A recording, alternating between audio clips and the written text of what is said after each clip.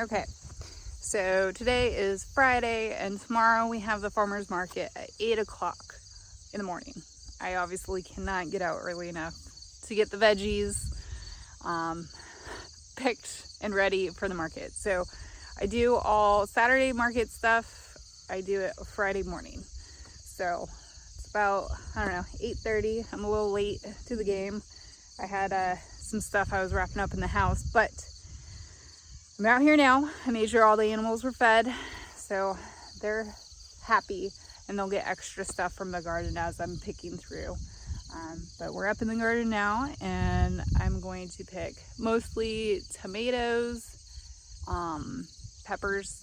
I have a variety of peppers, banana peppers, Anaheims, jalapenos, serranos, and some mixed chilies in there. That's pretty much where I'm at with the market veggies right now. I don't have any zucchini left, no more onions, pretty much no more corn. But I'll turn the camera around and I'll show you guys kind of what the garden's looking at. What is it, mid-August? A little after mid-August.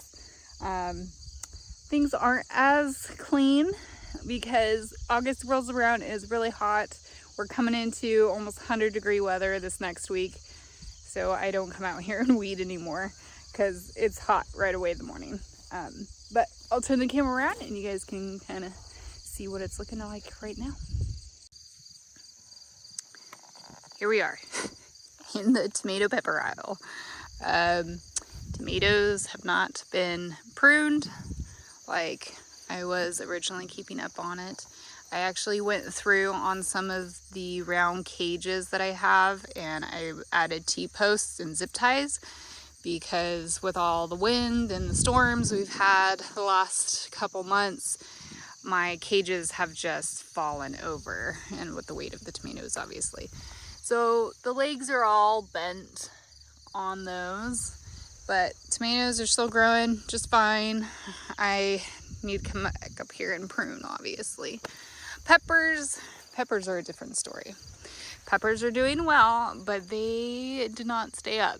So I have a lot of pepper plants here that just fell over. I thought by planting them close enough to each other, they'd kind of keep each other up. So I'm going to have to do a different game plan for those peppers next year. If anyone has any ideas, let me know. I don't have any small cages. I've been looking at some, but cages can get kind of spendy. Okay, so we got some peppers. I know there's some stuff on the ground. We'll end up giving that to the chickens. I have a bucket with me, so anything that has dropped, tomatoes, peppers, that will go to the chickens. Pigs don't eat peppers, so I'll make sure not to put that in their bucket. But some of our aisles here are not as clean. We have this giant Cosmo right here in between these tomato cages. I thought it was a smaller Cosmo. It is not. It's like a giant one. So that one has not even bloomed yet. Some of these aisles aren't too bad. I cleaned up a little bit. It's mostly when you get to the flower aisles. They get a little bit crazy. I think I will be cutting some flowers today and making some bouquets. So we'll do that and see how that goes. See, not everything is looking pretty. We got like some rust leaf thing going on with the hollyhock. I kind of just let it be. Sometimes you just need to let it go. I have this surprise gourd plant popping up, and so that's kind of taking over the zinnias over here. But for the most part, we are just going to be harvesting the tomatoes and peppers over this way. But I will show you what the melon aisles are looking like. I still need to harvest the rest of the potatoes that we have. We have potatoes all in this aisle here, and I've only harvested this corner here. The rest, it's kind of getting taken over with some of the melons that are coming from this aisle and from that aisle. And then we have grass and weeds, all the loveliness. And we have bunnies in here, I'm sure. They like to hide in the melons because they've been, I don't know, I think I had baby bunnies up here at one point. Anyhow, we got some sunflowers. This mammoth sunflower is just drooping. But this one's looking good. Look at that one. That one's it's like 10 feet tall. I still have some corn. The germination on the corn wasn't the greatest this year. So we have these tiny little ears that are like not doing anything. I may look at some of these and we might get like a handful of good corn left, but other than that, it's pretty much pig food or chicken food, and I'm okay with it. I did have some cucumbers on here, but they're pretty much done. They might be growing a little bit, but I haven't really seen any developing. It's mostly just weeds growing up on it. We have more corn over here that I need to pick through. And I think I have one zucchini plant still going. These straight necks are still kind of going. I had some type of vine bug. Is it a vine borer or something? I don't remember what it was, but it pretty much attacked my zucchini plant. So it's only growing on one half, and the other one died. Just let it be. Just let it be, guys. And then our zinnias are doing really great. I haven't, for the last couple weeks, actually been cutting flowers back. Typically I'll do just a handful of bouquets to sell at the market. And since I haven't been doing that, a lot of these are just looking rough. It's always good to deadhead your flowers, and that just keeps really good blooms going. Obviously, with this chaos planting and not spacing, there is issues with all the rain. You get like that powdery mildew. So just keep that in mind when you're planting, and not to plant so close together, because I can't cut those and have that for the market. They won't look the greatest. Also, you know, you have the random ones that grow wonky. And this is a pretty flower, but not all of them will work well in the vases. So.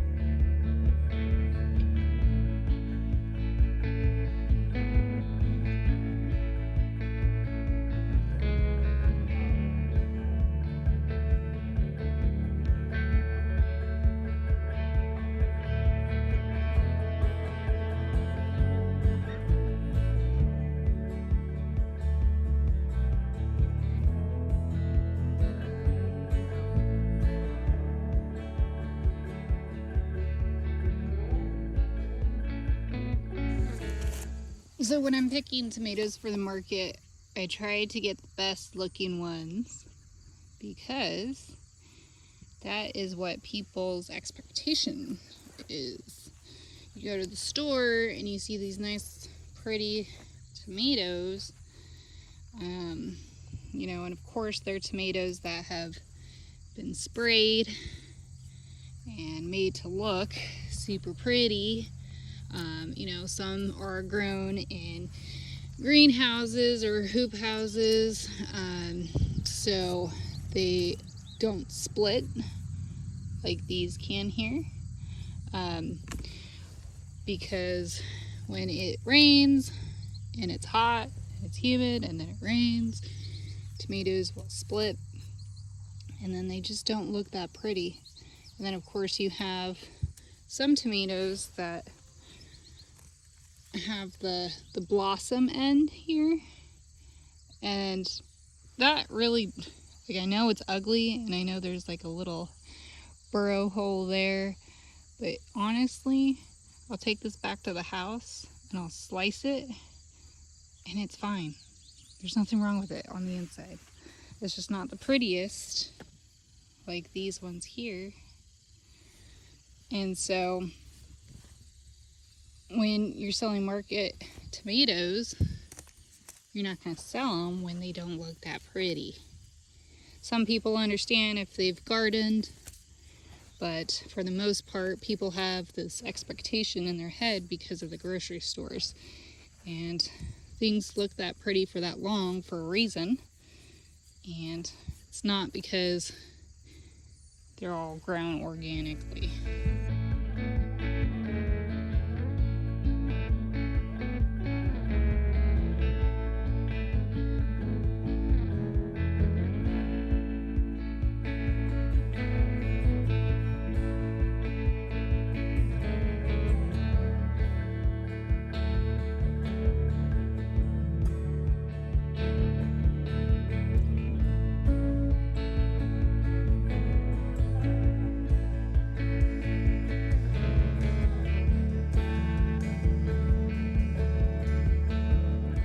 So here's the flowers.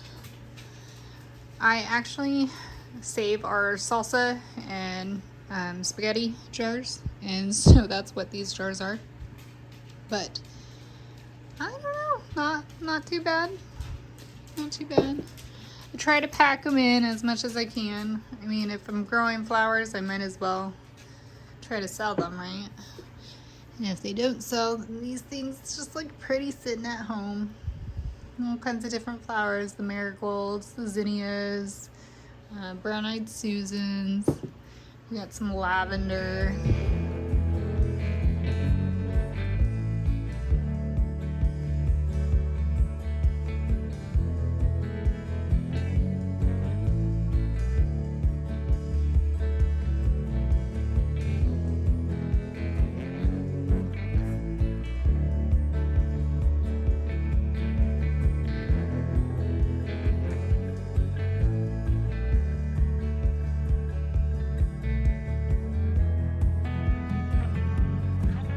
So we're back from the farmer's market, and I actually picked up some stuff from other vendors. So that's the nice thing about being at the farmer's market, is you get to kind of cherry pick from other vendors. But with the stuff that didn't sell, I'm going to go ahead and show you kind of the methods that I use anyway to preserve it. Since our corn didn't do very well this year, I actually picked up some corn and some more bell peppers from other vendors because our bell peppers are starting to slow down and they're getting smaller. So I'll turn the camera around and show you what I got first. Okay, so we got 2 dozen ears of corn, and I believe this variety is Silver Queen. Oh yeah, it's gonna look so great. Yes, I'm excited for corn, guys. So I'm gonna preserve this today, and what I do for this is blanching and then freezing. So we'll go through that. And then from the same vendor, I got some bell peppers. Because like I said, our bell peppers are getting smaller and starting to not produce anymore. I know these ones are kind of small too, but I will slice those, freeze them on a tray first, and then I'll food saver them in little, meal portioned food saver bags. And then I got some aroma beans. And this will just go in the fridge because we'll use this up for sides on dinner. So there's that. And then I'll show you what's left over as far as what I brought to the market. Okay, so we do still have quite a few tomatoes. Not as much as I brought, obviously. A lot of the slicers went. That's a popular type of tomato at the market. And we still have quite a few Romas. Romas are easy to process. Probably my most favorite to process. But with the Romas here, we can actually, I think they freeze better than the slicers, honestly. I will wash them and I'll put them in Ziploc bags and save it for another day to can. But that's what I usually do. Today, though, I think I might actually start processing these. I don't think anyone was in the market for peppers today because pretty much all my peppers came back home with me. But that's okay because I am going to clean these up and slice them and dehydrate them. And what I like to do after I dehydrate them is I'll blend them and I'll make them into a spice mix. So it's a mixture of hot and sweet peppers. But this year I'm growing cayenne for the first time. And so when I blend these, I will actually blend these separate from the other ones. Because I want to make a spicy mix, but I want to be able to control that spice. So I dry these on a separate tray and I will blend these separately and keep them away from the other mixture until I'm ready to mix those. So we're going to go ahead and do that. But on second thought, I am going to save these because I think I want to do a diced green chili. So in order to do that, I will need to roast them to peel the skins off and dice them and can them. So I'm going to put those off to the side and I'll dehydrate the rest.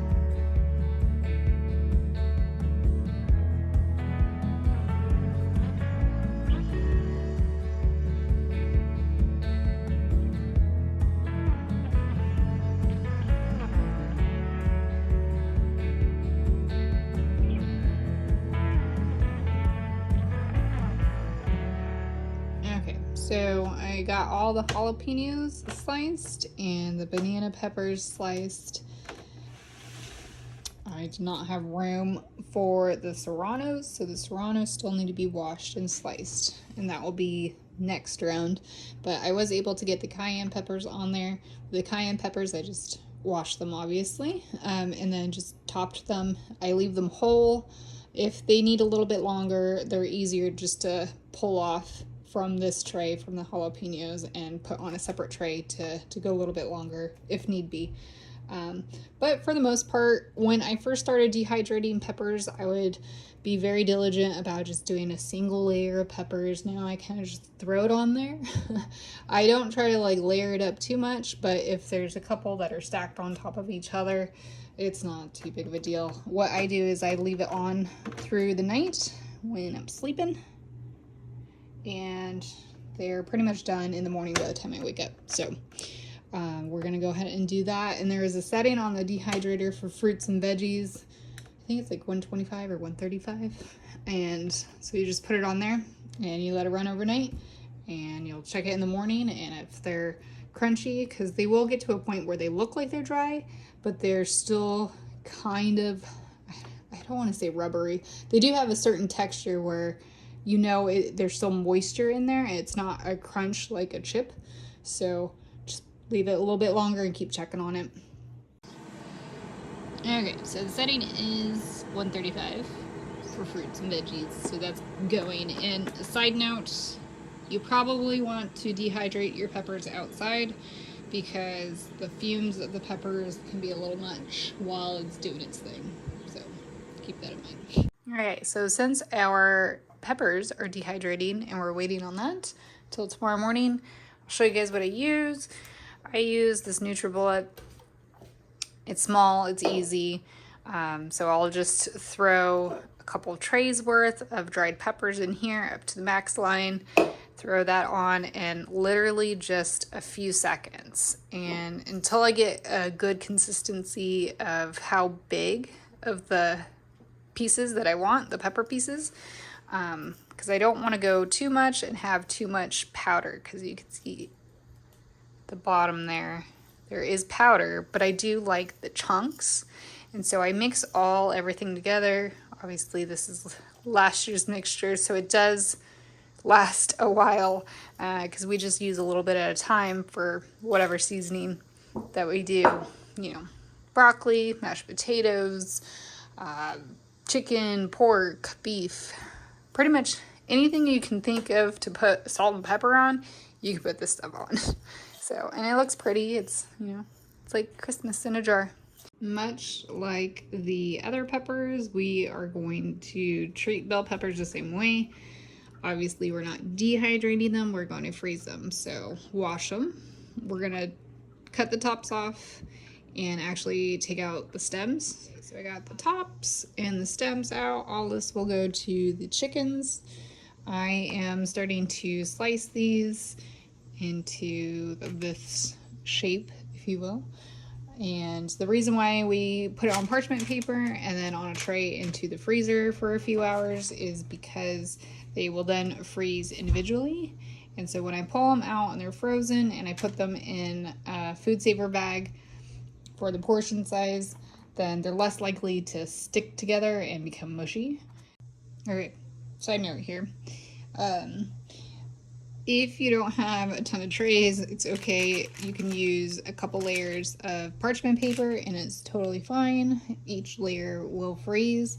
With these in freezing, I do try to spread them out on the tray a little bit more so they're not directly on top of each other, so they are freezing individually versus clumped together.